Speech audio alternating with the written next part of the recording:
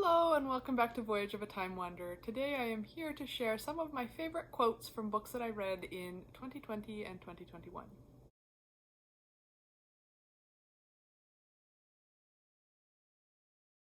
So the other day over on my Instagram stories, I shared one of my favorite quotes from all the books that I read in 2021, and I asked if anyone would be interested in me reading some of my favorite quotes from the past year, and I got a resounding yes, so I'm here to do that video. I've always loved collecting quotes from books that I read, so for the past maybe 5 or 6 years I've had a little blog on Tumblr where whenever a quote particularly strikes me I post it over there, and then I can always scroll back through and see some of the best quotes from the past year in reading. Since I didn't do this video for 2020, I thought it would be interesting to share both my 2020 and my 2021 quotes, and then going forward I can share each year what my favorite quotes were. One of the things that I found really interesting when I was looking through my list of quotes from the past 2 years is that a lot of these quotes are actually not from books that ended up on my top favorite fiction or top favorite nonfiction books, but they are some of my favorite quotes. And I'm kind of curious now to think about why that might be. It might be that a book that ends up on my top 10 or top 5 favorites has so many good quotes in it and such beautiful writing that the whole book is kind of like a favorite quote, and that's why it ends up on my favorites list. And then maybe for the books that are maybe still enjoyable but more middling reads, when there's a particularly beautiful passage or quote that jumps out at me, it kind of stands out more from the content of the rest of the book, and so maybe that's why. Or maybe these are just some hidden gems in books that I haven't really talked about otherwise. So this is probably going to be a pretty short and sweet video. I'm just going to read the quotes off of my blog on my phone and put a picture of the cover up. I'll also link my blog down below if anyone's curious to check out my quote blog and see further past years or wants to keep track of my favorite quotes here in 2022 as we go. So without further ado, I will start with my favorite quotes from 2020. No is sometimes a horrible word, but there are times when it is beautiful. Chapter 28, Jane of Lantern Hill by Lucy Maud Montgomery. As long as people feel that kind of happiness within themselves, the joy of nature, health, and much more besides, they'll always be able to recapture that happiness. Riches, prestige, everything can be lost, but the happiness in our own heart can only be dimmed. It will always be there as long as you live to make you happy again.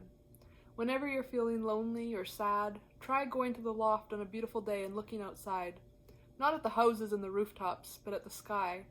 As long as you can look fearlessly at the sky, you'll know that you're pure within and will find happiness once more.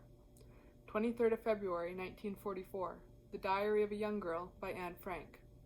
So he puffed up his chest and forced himself to whistle. He knew it was absurd, but he needed to know that the inside of his torso was not hollow, but full of music, as yet unheard.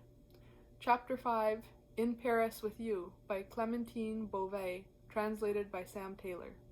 Lord bless me, exclaimed Mrs. Courtenay, let's have no more dismals. I declare these last 5 days have vapored me to death. Volume 2, The Castle of Wolfenbach by Eliza Parsons. A wonderful fact to reflect upon, that every human creature is constituted to be that profound secret and mystery to every other. A solemn consideration when I enter a great city by night, that every one of those darkly clustered houses encloses its own secret, that every room in every one of them encloses its own secret, that every beating heart in the hundreds of thousands of breasts there is, in some of its imaginings, a secret to the heart nearest to it.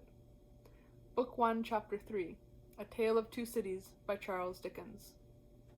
We always remember that the sweet air which comforts us in the mornings and evenings of our sultry days blows from the direction of our own dear country, and the thought renders it the more welcome. Letter 4, The Englishwoman in Egypt by Sophia Lane Poole. When we die, it is not that we have done shall rise against us suddenly. It is the good left unbegun. I would be great and missed the good. I threw my life and soul away. The Dying Monk, in Poems by Meta Orred. The swift changes and troubles of the time which had followed on one another so fast that the events of this week annihilated the immature plans of last week, and the events of the week following made all new again.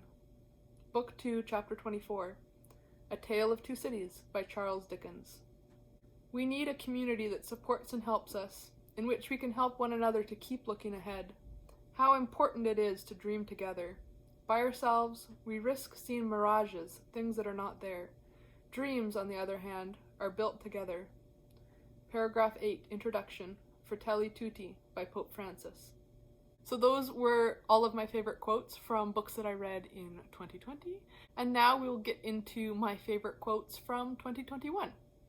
Death must be so beautiful, to lie in the soft brown earth with the grasses waving above one's head, and listen to silence, to have no yesterday and no tomorrow, to forget time, to forget life, to be at peace. You can help me. You can open for me the portals of death's house, for love is always with you, and love is stronger than death is. Chapter 5, The Canterville Ghost, by Oscar Wilde. But kind ladies smiled, reason or no. They smiled, not because they were happy, but because they wished to make happy.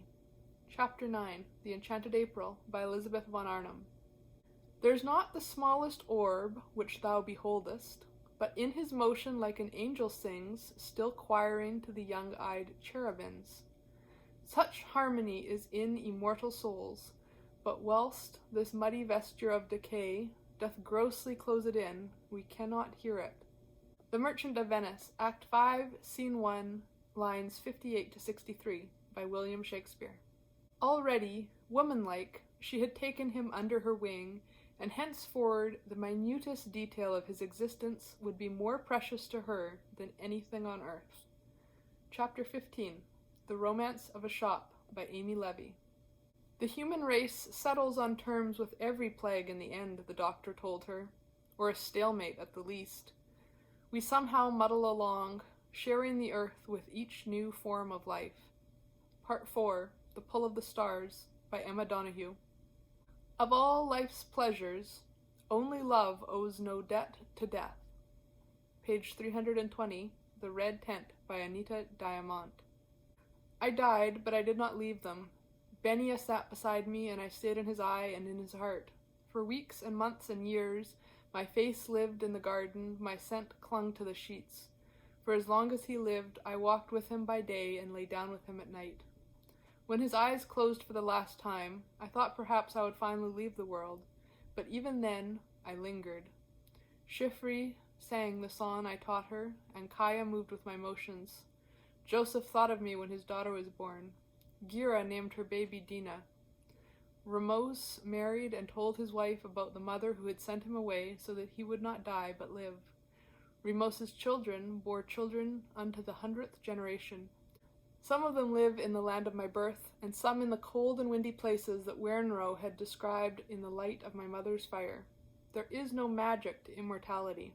Egypt loved the lotus because it never dies. It is the same for people who are loved. Thus can something as insignificant as a name, 2 syllables, one high, one sweet, can summon up the innumerable smiles and tears, sighs and dreams of a human life. Pages 320 to 321, The Red Tent, by Anita Diamant. Pat loved the sound of a day to spend.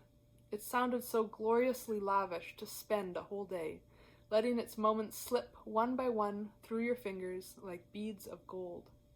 Chapter 9, Pat of Silverbush, by Lucy Maud Montgomery. He prayeth well, who liveth well, both man and bird and beast.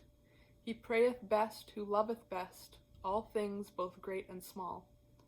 The Rime of the Ancient Mariner, by Samuel Taylor Coolridge. How much kinder is God to us than we are willing to be to ourselves. Chapter 2, Barchester Towers, by Anthony Trollope. To persons standing alone on a hill during a clear midnight such as this, the roll of the world eastward is almost a palpable movement. The sensation may be caused by the panoramic glide of the stars past earthly objects, which is perceptible in a few minutes of stillness, or by the better outlook upon space that a hill affords, or by the wind, or by the solitude, but whatever be its origin, the impression of riding along is vivid and abiding. The poetry of motion is a phrase much in use, and to enjoy the epic form of that gratification, it is necessary to stand on a hill at a small hour of the night, and having first expanded with a sense of difference from the mass of civilized mankind, who are dream-wrapped and disregardful of all such proceedings at this time, long and quietly watch your stately progress through the stars. After such a nocturnal reconnaître, it is hard to get back to earth and to believe that the consciousness of such majestic speeding is derived from a tiny human frame. Chapter 2, Far from the Madding Crowd, by Thomas Hardy. And those are my favorite quotes from 2021. I hope you enjoyed this little insight into some of the quotes that I have enjoyed over the past 2 years. Some of these books you'll have seen me talk about quite a bit, and some of these books I'm not sure if I've ever really mentioned, because as a whole they were not my favorites, but those particular little nuggets of wisdom or truth really stood out for me, and I wanted to have a way to capture them and remember them and have them in one place to look back on. So thanks for watching, and until next time, enjoy wandering through the pages of a good book. Bye.